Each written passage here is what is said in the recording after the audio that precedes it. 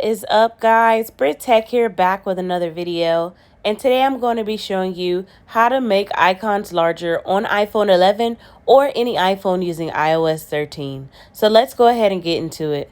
Go ahead and open up your settings, guys, and then we're going to scroll down to display and brightness, and then go ahead and open that up. And now we're going to go down all the way to the bottom, and under display zoom we're going to select view.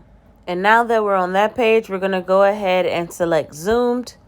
And as you can see from the example, you can see that the zoomed option is a little bit bigger than the standard option.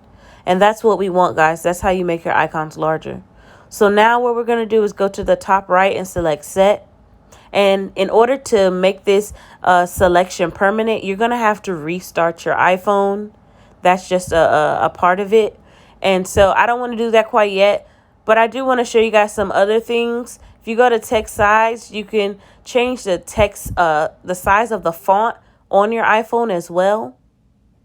And then if we go back, you can also look at some more of the settings they have under display and brightness, and you can just play around with it, change whatever you need to. But yeah, guys, that's how you make your icons larger in iPhone 11.